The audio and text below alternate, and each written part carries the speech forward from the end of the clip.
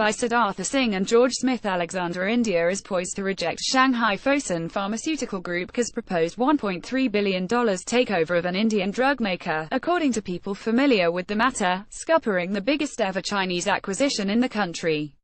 The Cabinet Committee on Economic Affairs, chaired by Prime Minister Narendra Modi, has decided to block the Chinese firm's purchase of an 86% stake in Gland Pharma, said the People. The companies haven't been formally notified yet of the move, the People said, asking not to be identified because the information is private. Tensions between India and China, the South Asian nation's biggest trading partner, have escalated amid a renewed spat over territory in a remote area of the Himalayas, one of the most serious flare-ups since a border war in 1962.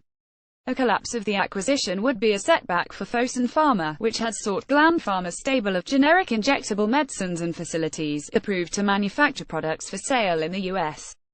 This is almost like a sanction, said Abhijit Joshi, a mergers and acquisitions lawyer and managing partner at Veritas Legal in Mumbai, who isn't involved in the deal.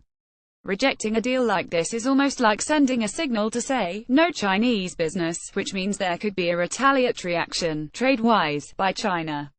Diplomatic engagement. Fosun Pharma, backed by Chinese billionaire Guo Guangchang, said in an exchange filing Tuesday that Gland Pharma hasn't received notice on the result of the acquisition review from the Indian government.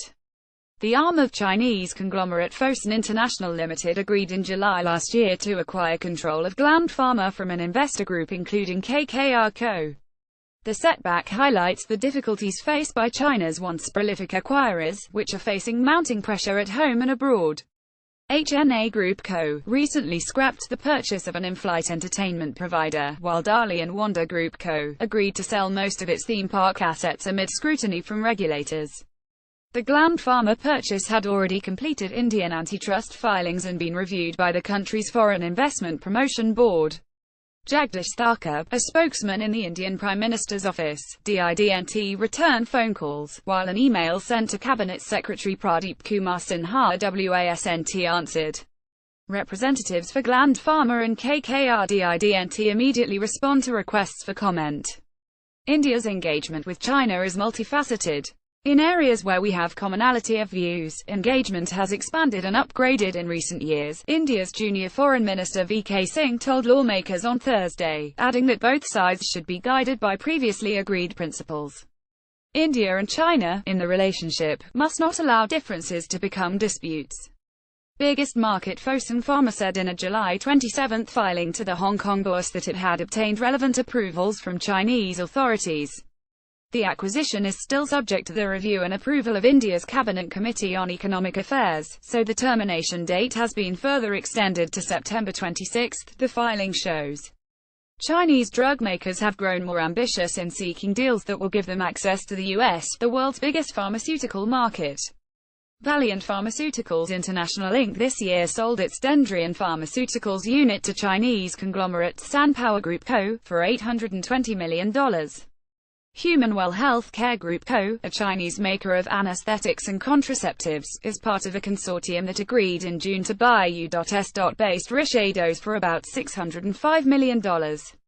Chinese companies such as Alibaba Group Holding Limited, Tencent Holdings Limited and Xiaomi Corp. have been investing in India. Alibaba's finance unit is on the board of Paytm, India's largest digital payment startup, while Tencent owns a stake in Flipkart online services private. Xiaomi, which has invested $500 million in the subcontinent, plans another investment of the size over the next 3 to 5 years. India's trade with China was at $72.3 billion last year, with Chinese exports accounting for 84% of the volume. From Chinese investment into India for MA, yes, there's going to be an impact, Veritas Joshi said.